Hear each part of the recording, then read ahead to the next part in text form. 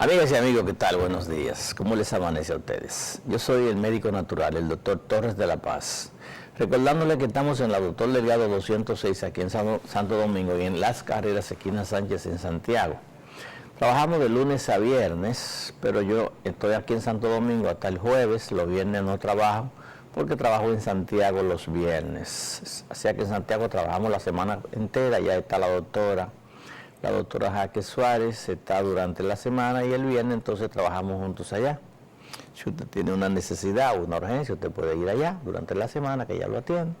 Aquí pues los viernes no estoy, así que solamente están el personal auxiliar. Siempre trabajando, como le dije, para aquellas personas que dicen que no encuentran comida orgánica. Pues la verdad es la siguiente, que una gran variedad no la vamos a encontrar, pero lo que se llaman vegetales orgánicos sí vamos a encontrar. Encontramos vegetales orgánicos, huevos orgánicos, carne orgánica, Carne orgánica. Tenemos que sacarle de la mente, ¿verdad?, ese tabú que está tan profundamente metido, de que la carne tiene que ser la carne blanca, la carne de 35 días, no la carne de 700 días.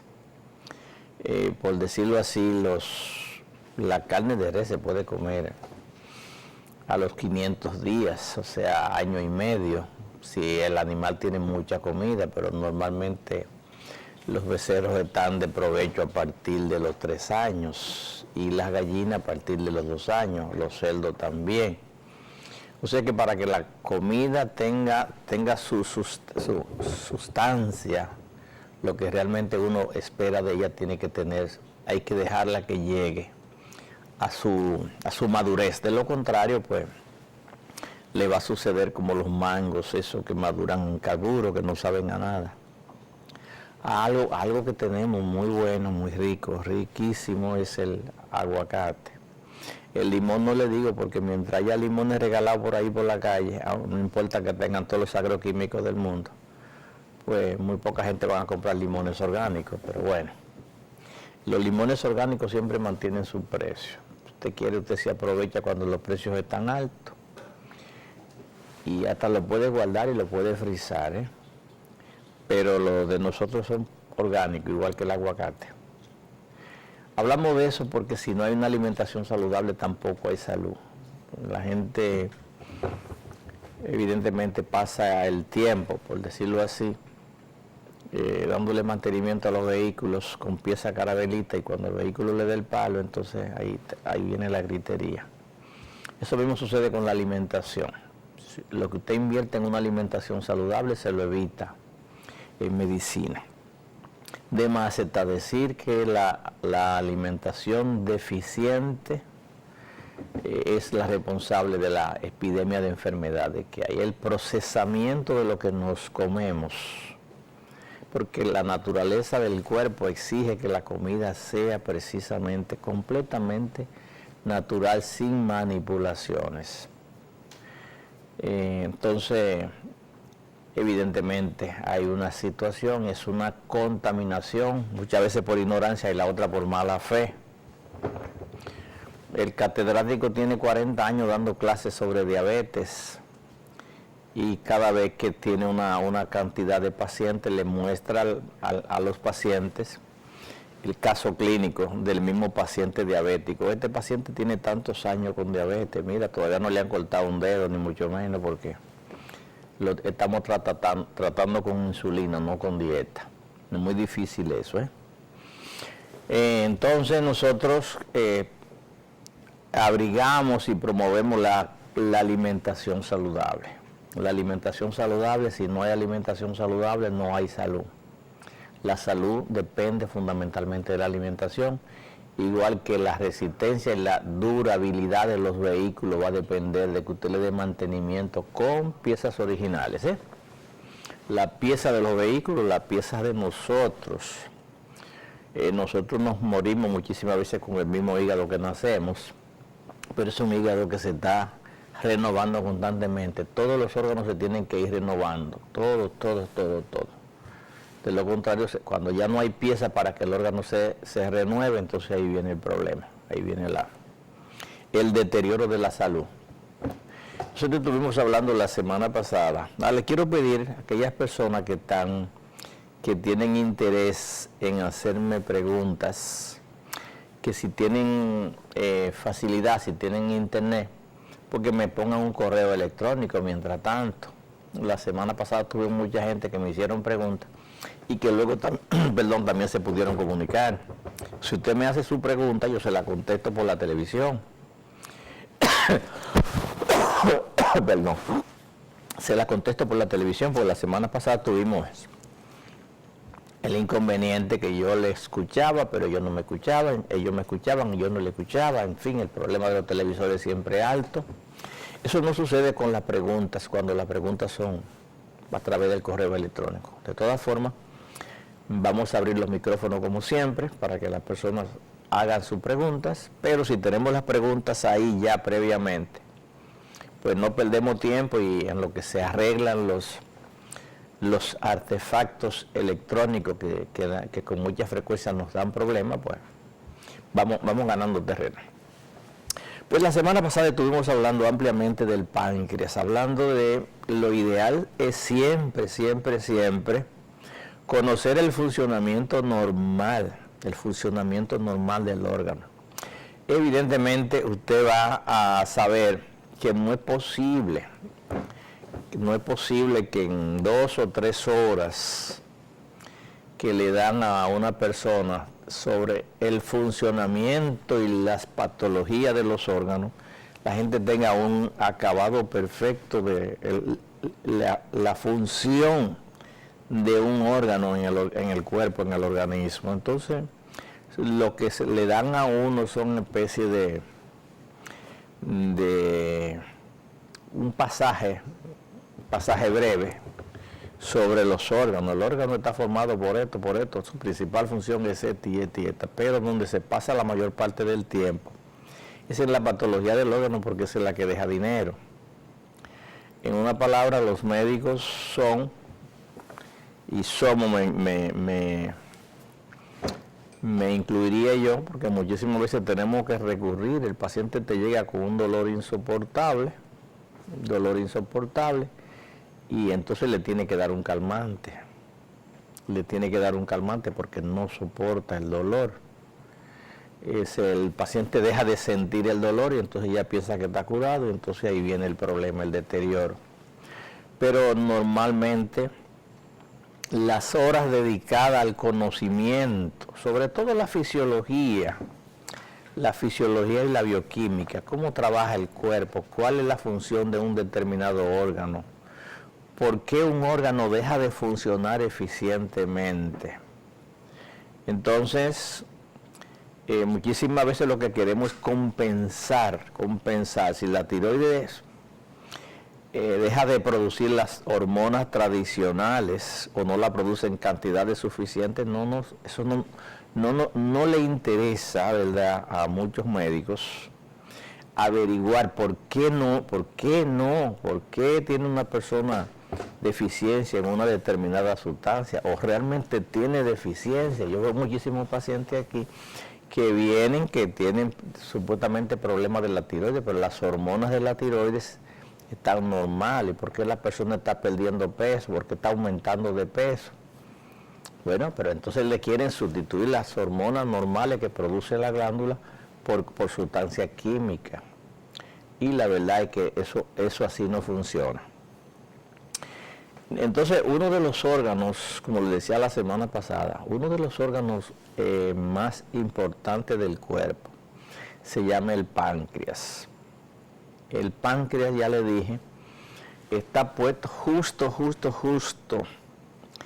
en la primera porción del intestino delgado para atrapar todo lo que viene del estómago. Lo que viene del estómago, antes de comenzar el proceso de digestión, tiene que recibir una bendición del páncreas. Los alimentos que por más que los mastiquemos y los pongamos en una licuadora, nunca llegan a su mínima expresión. Siempre quedan lo suficientemente grandes para poder entrar en la circulación, que es el propósito. Entonces el páncreas tiene que intervenir. El páncreas interviene echando determinadas sustancias que le llaman enzimas digestivas, dependiendo del tipo de alimento, para que el alimento se desagregue. Es como si nosotros cogiéramos hielo y le diéramos calor. Si le damos calor al hielo, el hielo vuelve a su estado natural, que es agua. Entonces el alimento está formado por agregación. Imagínense usted siembra un tallo, una planta, un pedazo del tallo de la yuca, y ese pedazo del tallo de la yuca echa hoja y crece y después nos da una yuca grandísima. ¿De dónde viene esa yuca? ¿De dónde viene si lo que sembramos fue un tallo? Pues es agregación de tres sustancias: el oxígeno del aire y del agua, el carbono del aire y el hidrógeno del aire y del agua. Esas tres sustancias se combinan y entonces nos dan a nosotros un tubérculo que nos sirve muchas veces de alimento, que se llama la yuca. Bueno, pues la yuca usted la coge, la muele, la fría, se adepita, hace lo que sea, pero eso no entra a la circulación. Para que la yuca entre a la circulación, tiene el páncreas que producir una sustancia que le llaman amilasa, para que los componentes de los cuales está formado la yuca, oxígeno, hidrógeno y carbono, se conviertan otra vez en las sustancias que se combinaron millones de veces para formar la yuca. Pero lo grande del caso es que la caña de azúcar da una sustancia que es un jugo, es una savia, una saponina, y que una vez deshidratada se convierte en melado, o se convierte en azúcar, o se convierte en melaza. Está formada exactamente de yuca, igual que el plátano. Lo único que hay de diferencia son las combinaciones. Bueno, ahí está Leo, ganándose su desayuno. Chévere, Leo, gracias. Entonces, todas esas sustancias que vienen de la naturaleza, la inmensísima mayoría, son almidones. Ahí vimos que la caña da sacarosa, que la piña y la papaya dan fructosa, que la leche da galactosa. Cada una de las sustancias, ¿verdad?, o da lactosa. Entonces cada una de las sustancias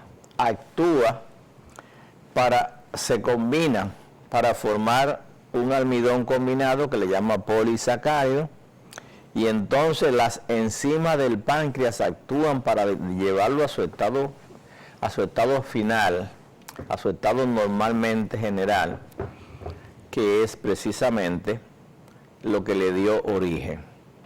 Para que esas sustancias que tienen que entrar, fíjese cómo está el páncreas ahí, debajo del estómago, pero la cabeza del páncreas y el tubo por donde salen las sustancias que van a desagregar los alimentos, está precisamente conectado a la primera porción del intestino.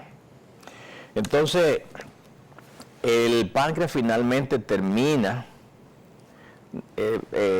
contribuyendo a la desagregación.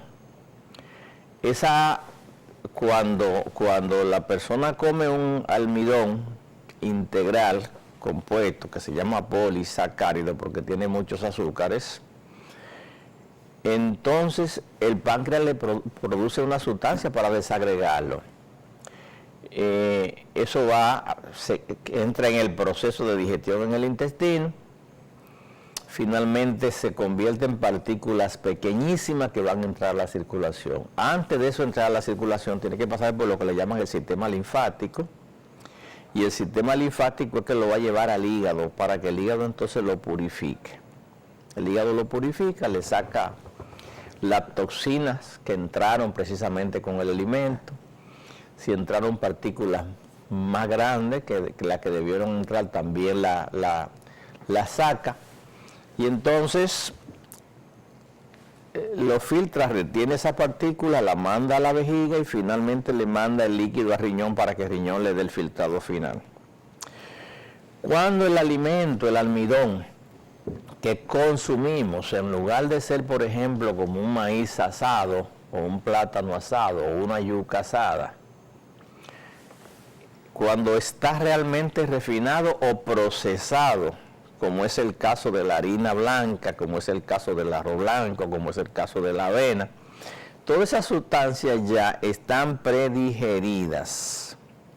Cuando entran en la boca en contacto con la saliva, entonces la saliva produce un proceso de predigestión y permite que esas sustancias que están hechas ya de alimentos casi bien separados uno de otro, entonces entran directamente a la circulación. Van a pasar cuando usted quiere terminar de comer, cuando usted quiere terminar de masticar un bocado de arroz, ya el páncreas sabe que usted lo que comió fue arroz, porque ha subido el azúcar en la sangre.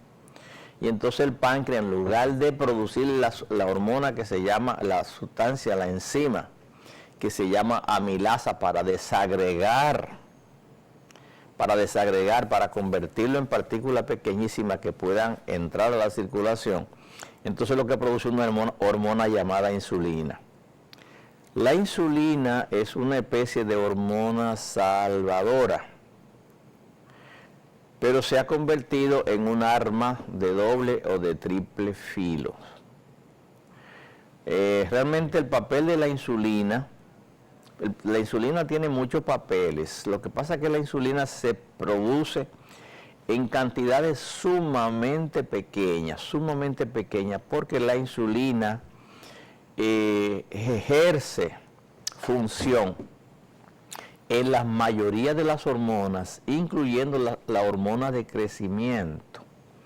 De hecho, la insulina tiene un factor, ya yo le dije, tiene dos eslabones que forman una misma cadena, un factor de crecimiento y un factor de envejecimiento. Entonces, como ustedes podrán ver, es una arma de doble filo. Cuando la persona come alimentos orgánicos, como comen los campesinos en los Haitíes, o quién sabe por ahí si queda algún lugar donde la gente se desayuna con un plátano asado o con una mazorca de maíz, entonces el páncreas no tiene que producir insulina. No tiene que producir insulina porque las personas están, aparte de que están comiendo un alimento que casi siempre tiene sus propias enzimas digestivas, porque así es de sabia la naturaleza. Los almidones que lleva son almidones complejos, y esos almidones complejos tienen que pasar por un proceso muy largo en el intestino antes de entrar a la circulación. Entonces van a ser afectados, evidentemente, si usted se come un maíz, se come un plátano. El plátano y el maíz tienen almidón, son esencialmente almidón, pero tienen mucha fibra. Las fibras retardan el proceso de circulación del almidón, retardan el proceso de desintegración del almidón, y cuando el almidón finalmente se desagrega, el páncreas ha tenido la oportunidad de entrar en una segunda fase de producción de insulina. O sea que el páncreas va a producir insulina cuando usted come almidón, pero no va a producir insulina igual que cuando usted come un almidón refinado. Perdón. O cuando se come un almidón integral. Entonces, por eso siempre sería mucho más mejor comer los alimentos integrales. Una ventaja que nos llevan los animales cuando comen libremente, los animales comen los alimentos en su estado natural, lo comen en su estado natural, lo cual le permite un proceso de digestión. Hay algunos que son como los rumiantes, que los rumiantes tienen una digestión sumamente especial para la digestión de sus alimentos. La insulina, como dije la semana pasada, La insulina fue una hormona salvadora porque la gente, parece que siempre ha habido diabetes. Para mí la diabetes es un problema alérgico. Es un problema alérgico y es un problema también de exceso y de falta de actividad. Porque realmente las personas que más sufren de diabetes son las personas que llevan una vida sedentaria. La persona que trabaja sentado, el comerciante, el industrial, el médico, en fin. ¿Por qué? Porque esa gente no mueven los músculos, no mueven los músculos, lo que le llaman músculos estriados, músculos esqueléticos, que son los que realmente consumen el almidón. Ellos utilizan el almidón para producir energía. Entonces, entre otras cosas, dice la ciencia, entre comillas, que la insulina hace más sensible la asimilación de las células del cuerpo de los alimentos de los almidones. Pero hay una situación. Inyéctele almidón, dele almidón a una persona que está sentada. Dele almidón y dele insulina a ver qué va a pasar. La insulina lo que realmente hace es, si más sensible, los hepatocitos, que son las células del hígado. Entonces las células del hígado son un laboratorio.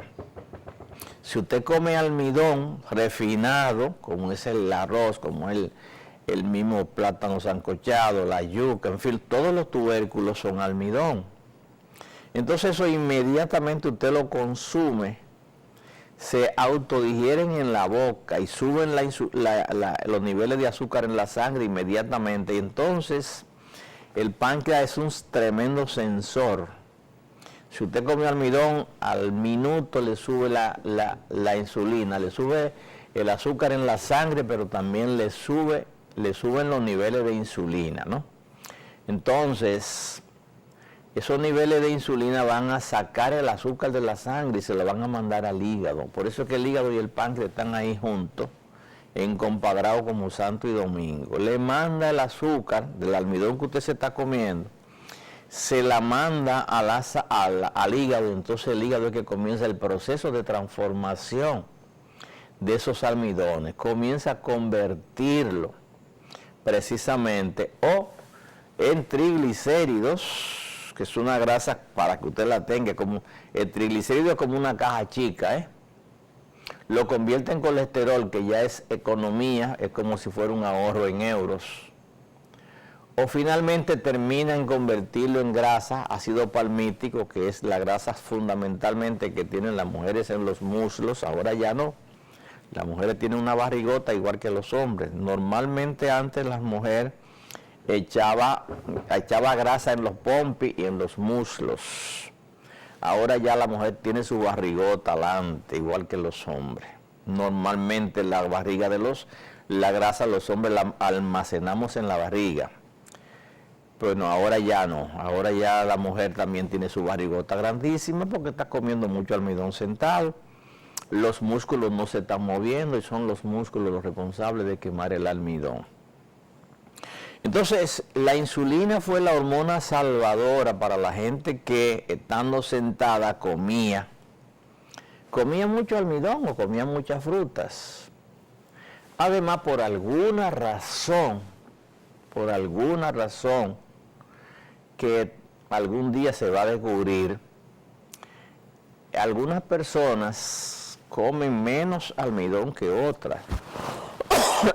Perdón, algunas comen menos almidón que otras y sin embargo tienen diabetes. Ahí entra el papel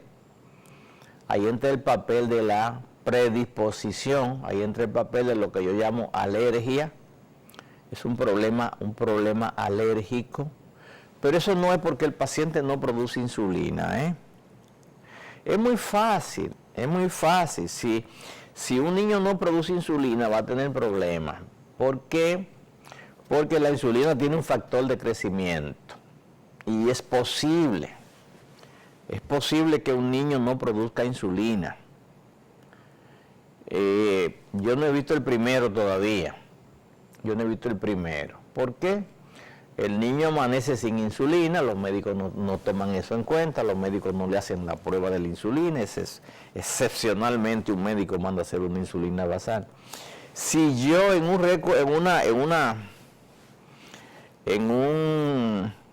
una cantidad que tengo de pacientes, de más de 25,000 que yo he visto después que regresé, no he visto todavía el primer niño que me lo han llevado con diabetes juvenil o con diabetes infantil, que el niño no produzca insulina. Le hacemos una prueba de provocación, le damos desayuno y entonces encontramos que el niño produce insulina. Pero si una persona no produjera insulina, un niño va a tener problemas porque la insulina tiene un factor de crecimiento. La insulina ejerce un dominio absoluto en todas las hormonas del cuerpo. Todas las glándulas están bajo el efecto de la insulina. O sea, cuando un médico le mete insulina a una persona, esa insulina va a alterar todo el sistema, porque la insulina no es verdad, el propósito para el cual se lo inyectan es para bajar el azúcar de la sangre, pero la insulina lo que hace es que saque el azúcar de la sangre, efectivamente se la baja, pero se la manda al hígado. ¿Y qué hace el hígado con ese azúcar? Simplemente lo que hace es que la transforma. En la vida nada se crea, nada se destruye, todo se transforma. ¿Por qué la transforma? Bueno, porque nuestro organismo está diseñado para que actúe con la máxima eficiencia.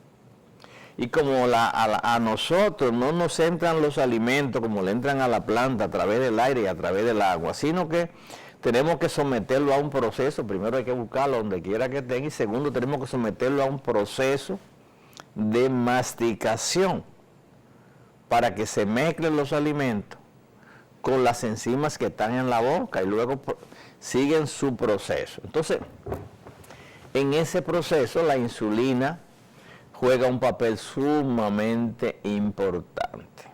Como le dije, perdón, no sé de dónde vino este bendito virus, pero hace tiempo que me está dando, girando, ¿no? Pues la insulina se ha abusado de la insulina, igual que han abusado algunos gobiernos de los préstamos a los organismos internacionales. Algunos economistas saben, pero realmente no saben quiénes mueven las teclas de la economía del mundo, ¿verdad? Pero bueno, como esta clase no es de economía, pero hay una situación. Los médicos abusan de la insulina. Pero bueno, ¿y por qué hay que usar tanta insulina cuando el páncreas está ahí y el páncreas no le ha dicho a nadie que produzca insulina? Lo que hay que buscar la insulina que el páncreas produce, analizarlo. Entonces, la insulina tiene muchos efectos buenos, evita un coma diabético, pero produce un coma hipoglucémico. Fíjense qué cosa. Usted le da un bombazo con insulina a un paciente que tiene el azúcar en 400 y cuando viene a ver se la baja a 30 o se la baja a 20, porque la insulina no tiene el control de dejar los niveles de azúcar en 30, ni en 40, ni en 50, ni en 60. La insulina, usted le da un bombazo de insulina a un paciente y le saca todo el azúcar de la sangre. El riñón es que va a gritar, y si le dan tiempo, entonces el páncreas tiene otra hormona que va a actuar sobre el hígado para que le mande azúcar otra vez. La misma azúcar que el hígado fabricó, con la que la insulina le mandó, le puede producir una hipoglucemia al paciente. O sea, le da un bajón de azúcar, Lo sacamos de un coma diabético y lo metemos en un coma hipoglucémico, porque el páncreas no tiene ese control. Entonces, ¿qué hace? El mismo páncreas entonces tiene otra hormona que le dice al hígado, no, no, no, mándame azúcar, mándame azúcar, mándame azúcar. El riñón por otro lado hace así y cierra y no elimina nada de azúcar en la orina, porque el riñón se da cuenta inmediatamente cuando los niveles de azúcar bajan y entonces produce un estímulo a través de un órgano que se llama el hipotálamo para que actúe sobre el páncreas diciendo, mira, mándame azúcar, porque el cuerpo necesita niveles de azúcar que oscilan entre 60 y 90, más o menos por ahí, un parámetro muy largo, muy elevado, pero bueno. Entonces, vuelvo y le repito, la insulina es un arma de doble filo. Si usted le mete insulina a un paciente que está sentado, pues simplemente usted le va a producir una hipoglucemia, le va a bajar el azúcar de la sangre, se la mete al hígado, y entonces el hígado va a comenzar a trabajar produciendo, almacenándole ese azúcar. El abuso de la insulina produce mucho problema, Lo primero que usted va a encontrar elevado en la insulina, cuando usted usa insulina o cuando el paciente produce mucha insulina, porque usted no tiene que ponerle insulina, porque el páncreas está diseñado para producir niveles astronómicos de insulina.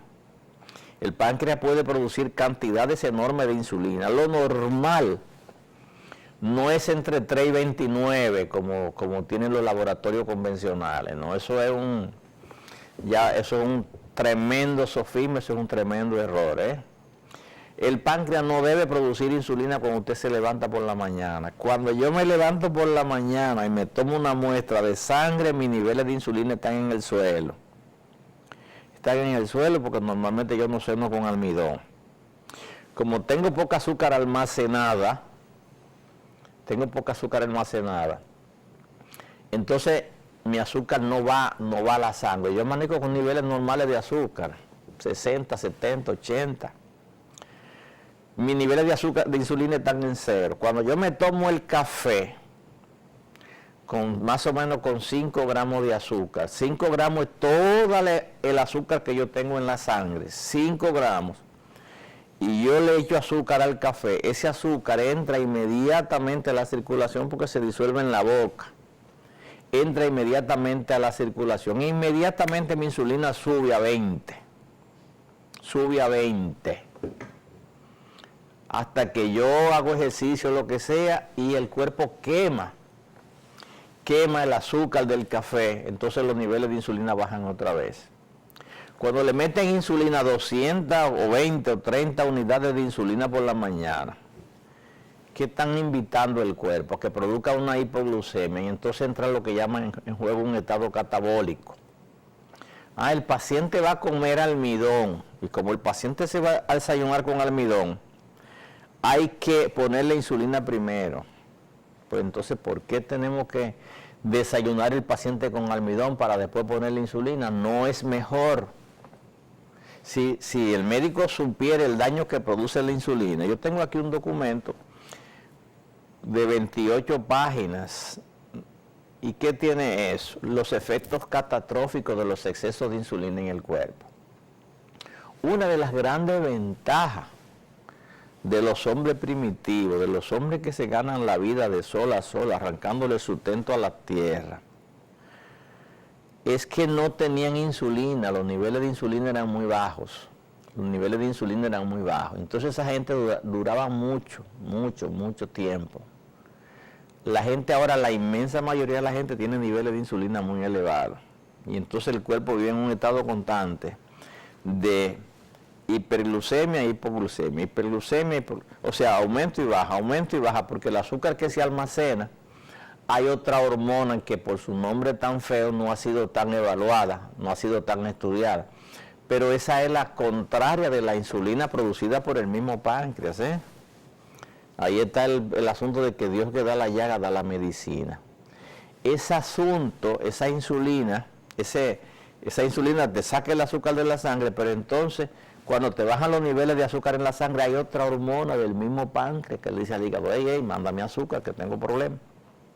Esa hormona se llama el glucagón.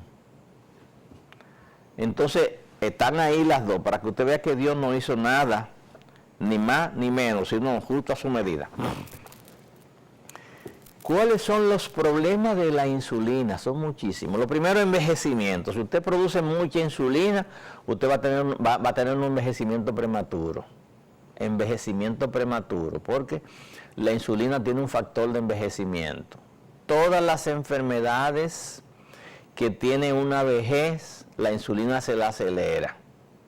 Se la acelera. Lo primero que tiene, ya le dije, el aumento del colesterol y los triglicéridos. ¿Por qué? Bueno, porque el almidón que usted come en exceso, la insulina se lo saca y se lo manda a almacenar para cuando usted lo necesite. ¿Y en qué lo almacena primero? En triglicéridos, porque el triglicérido es la caja chica. Luego en colesterol. Si usted sigue comiendo almidón sentado, como cualquier comerciante que está vendiendo en un almacén sentado, y ya usted sabe, pues entonces le fabrica triglicéridos, ¿cómo se llama? Ácido palmítico. El ácido palmítico ya es la grasa sólida, esa grasa que se vendía antes empacada, como si fuera cualquier pastelón. Colesterol y triglicéridos. Segundo problema del aumento de la insulina en la sangre se llama hipertensión arterial. Hipertensión arterial. La hipertensión arterial es una enfermedad de envejecimiento. Los viejos, Dios me libre, pero tengo que llegar ahí aunque no quiera. Los viejos casi siempre sufren de hipertensión arterial. ¿Por qué? Por un proceso que se llama arterioesclerosis. La arterioesclerosis es un procedimiento en el cual no estoy muy de acuerdo, muy seguro de que debe ser el término correcto, pero es el que recoge la literatura. Arterioesclerosis es un problema de la vejez. Se depositan minerales que salen de los huesos. Salen de los huesos y se depositan en el interior de las arterias. Las arterias son los tubos que el corazón utiliza para distribuir la sangre en el cuerpo. Entonces, sobre todo minerales, también se pueden depositar colesterol y triglicéridos en las paredes de la arteria, porque el colesterol aumentado y los triglicéridos aumentados andan circulando y el cuerpo tiene que depositarlo donde quiere. Entonces se pueden depositar en las arterias, produciendo lo que le llaman placas ateromatosas, y entonces eso trae como consecuencia un endurecimiento de las arterias. Y al aumentar la resistencia, la dureza de la arteria, entonces ¿qué va a suceder? Que el corazón tiene que hacer más fuerza para bombear la sangre. Me van a perdonar, pero los médicos no entienden eso. Cuando llega un paciente de 50, 60, 70 años con hipertensión arterial, inmediatamente lo que hacen es que le meten un diurético. Le meten un diurético para sacarle el agua del cuerpo.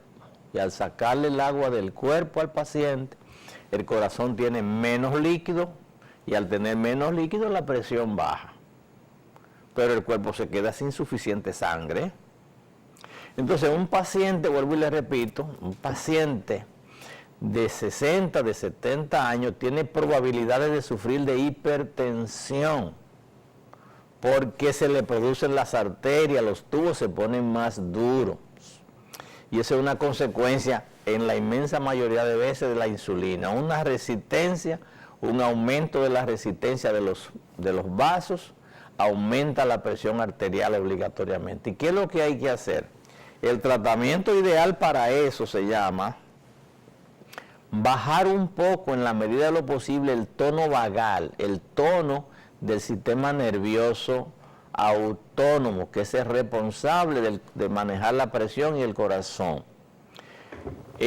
Suavizantes, como son, por ejemplo, algunas plantas, como es el apio, el berro, el perejil, el mismo ajo, y como minerales fundamentalmente el magnesio, son relajantes de la musculatura lisa y eso baja. Pero la insulina es responsable de la hipertensión en las personas de edad adulta, de personas de más de 60 años. Produce, entre otras cosas, otra enfermedad, los trastornos de la visión. Los trastornos de la visión son una consecuencia fundamental del aumento de la insulina. El mismo envejecimiento que produce también falta de circulación a nivel de la vista. De más está decirle que produce insuficiencia renal. Insuficiencia renal. ¿Por qué? Porque la insulina saca el azúcar de la sangre. Cuando el azúcar está en la sangre, el riñón la detecta, entonces el riñón comienza a eliminar agua de azúcar hasta que el azúcar se normalice en la sangre. Hasta que el azúcar no se normalice en la sangre, el riñón, usted está orinando y con sed. Por eso de las 3 características tiene la diabetes sin tratamiento. Poliuria, el paciente orina mucho. Polidipsia, el paciente le da mucha sed. Y además esto, ¿por qué? Porque hay lo que llaman un metabolismo acelerado. Le da deseo de comer porque normalmente los niveles elevados de insulina sacan el azúcar de la sangre y producen hipoglucemia. Y el paciente quiere comer, pero no te pide un filete ni 4 huevos hervidos, no. Te pide cosas que le suban rápido el azúcar, Oiga qué cosa, El azúcar le da hambre, mucha hambre. El exceso de azúcar le da mucha hambre y entonces el cuerpo lo que te pide es azúcar, bizcocho, cosas que le suban, que le mantengan el azúcar alto. Es un problema muy serio. Otra complicación de la insulina, aparte de la hipertensión, los triglicéridos elevados y todas esas cosas.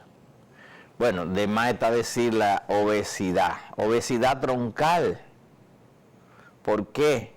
Porque la insulina está sacando constantemente el azúcar de la sangre y se la manda al hígado y el hígado la convierte en ácido palmítico. Manteca. ¿Dónde puede el hígado almacenar la manteca? En el vientre. Hay una enfermedad que por ahí montones de gente, el médico le hace el tremendo diagnóstico, tiene hígado graso. Yo te digo, pero tengo hígado graso, doctor, me dice. Digo, tú tienes grasa hasta detrás de los ojos, hasta en el alma tiene grasa. ¿Por qué? Con un peso que debió ser 125 o 130 libras, viene con 200 y pico de libras. Entonces, ¿dónde va el cuerpo a poner esa grasa?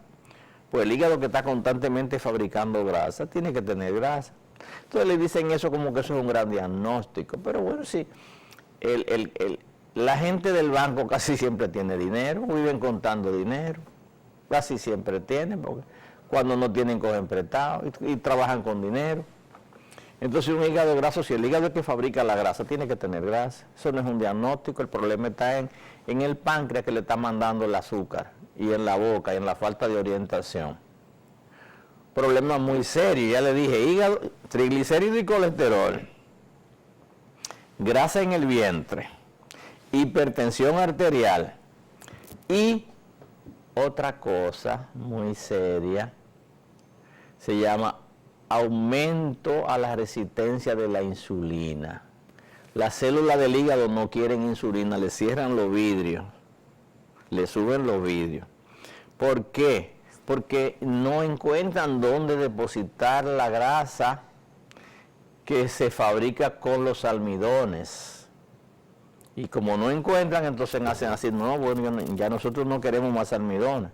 Entonces sube el azúcar en la sangre, pero el páncreas sigue bombeando insulina. Y si por desgracia encontramos un médico que le manda insulina al paciente sin saber la cantidad de insulina que está produciendo el paciente, ahí es donde esa pintura es dura, Entonces, el paciente tiene aumento de la insulina, por supuesto resistencia, el hígado ha creado resistencia a la insulina, las demás células del cuerpo no crean resistencia a la insulina.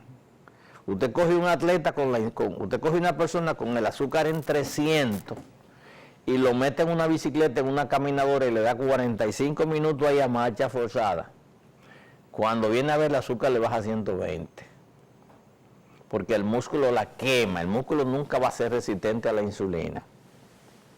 Entonces hay una enfermedad que yo le llamo el síndrome del dominicano ausente. El paciente viene con mucha grasa en el vientre, colesterol y triglicéridos, azúcar elevada, hipertensión arterial y mucha insulina. Se llama el síndrome dismetabólico. En estos días me reí muchísimo porque tengo una paciente diabética maltratada, muy maltratada, y va a donde mí, como yo sé, usted necesita un tratamiento, pego el grito al cielo, usted necesita un tratamiento y necesita una dieta. Ay, todos los días la gritería. Quiere comer guineíto, pero es que el guineíto no es comida de gente blanca, mi señora. El guineíto es comida de obrero, y usted me perdona, comida de obrero. Con el guineo engordábamos los cerdos en el campo, porque el guineo es puro almidón. Dele guineo y enciérrelo, quítele el movimiento, porque el músculo es que quema el guineo, y si usted encierra el animal comiendo guineo, el animal va a engordar. Se pone que no se puede parar. Entonces mi paciente quiere comer guineíto, quiere comer frutas exóticas, con una diabetes en la nube. Y me siento mal, claro, yo la tengo a dieta, el cuerpo está gritando, pero no quiere pagar el precio. Entonces va donde un facultativo, el facultativo le mete insulina y le pone ahí en la receta, síndrome metabólico, qué sé yo, qué sé cuándo. Cuando este iba hace tiempo que yo venía. ¿Qué yo hice con mi paciente? No, yo no voy a pelear ni con el médico ni con ella. Los productos naturales no funcionan cuando hay drogas. No funcionan cuando hay drogas, porque los productos naturales es lo que el órgano necesita para resolver su problema. Y la droga lo que intentan es sustituir la función del órgano, ¿no? Entonces, no podemos estar en un vaivén. ¿Usted quiere comer guineíto? Yo le digo que el guineíto no le conviene. Pues coma guineíto. ¿Usted quiere comer arroz integral? Fantástico. El arroz integral tiene dos funciones. El almidón le sube la insulina y con el afrecho engordan los cerdos y los pollos. Pues muchísima gente no entiende esto. ¿Qué significa integral? Que tiene su afrecho. Es la única diferencia del arroz blanco y el arroz integral es ese. Del trigo integral, el trigo sigue siendo trigo. ¿Cuál es la diferencia del integral? Es más duro, suelta la insulina después que pasa por el estómago, llega al páncreas. El páncreas tiene que romper la partícula, romper la cápsula con una hormona que se llama amilasa, y entonces sale ya el almidón, pero ya el páncreas ha tenido la oportunidad de preparar todo el sistema. Entonces mi pacientita quiere comer guineíto, quiere comer kiwi, quiere comer una... ¿Y qué podemos hacer, mi señora? Usted coma lo que usted quiera, porque a su edad. Entonces a mí me llega fundamentalmente gente hasta cierto punto de edad muy avanzada, gente de edad muy avanzada con muy pocas probabilidades de recuperación. Entiendo que las pastillas hacen que la gente no sienta el peligro que tiene el cuerpo, porque sí, tiene la presión alta y el médico le dice que la presión está controlada, tiene el azúcar alta y el endocrino le dice que está controlada. Entonces cuando uno le dice la realidad, uno se convierte en ¿qué? En el patito feo. Entonces, otro de los graves problemas que produce la insulina, señores, es la osteoporosis. Las personas que sufren de resistencia a la insulina, producen exceso de insulina, sufren de osteoporosis. ¿Qué hace el médico? El médico le pone Ferré. El paciente diabético esencialmente tiene osteoporosis. Entonces, ¿qué hace el médico? Bueno, le hacen una densitometría. Ay, usted tiene osteoporosis, usted tiene que tomar alendronato. Alendronato es el Fosamax. El Fosamax es un Ferré. Si usted ha tenido alguna vez un carro que lo han chocado, yo he visto algunos carros de esos Sonatas que andan por ahí, que cuando le dan un choque, usted le ve la cantidad, los pedazos de Ferré, porque el Ferré cubre, pero cuando lo golpean se traya Entonces, el alendronato lo que hace es eso, cantidades enormes de fracturas de la pelvis, de los muslos, necrosis, o sea que se pudre el tejido por dentro por estar usando alendronato. Cuando un paciente es diabético, de esos pacientes crónicos, usando insulina, tiene que tener osteoporosis por obligación, porque el azúcar en el cuerpo se convierte, el azúcar en la carne, si está en la sangre no hay problema porque el riñón la elimina, pero si está en la carne entonces se convierte en alcohol, y el alcohol ya usted sabe es ácido, entonces el cuerpo tiene mecanismos que se llaman buffer. Por eso yo le digo a la gente, no puede consumir almidón, no puede consumir bicarbonato, porque entonces el mecanismo que el cuerpo tiene para neutralizar el ácido, entonces no funciona.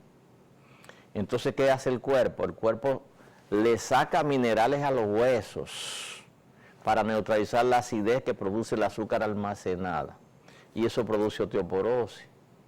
Entonces vamos a hablar en un futuro no lejano de cómo se trata la osteoporosis producida en el paciente diabético. Vamos a unos breves mensajes de su interés y entonces volvemos.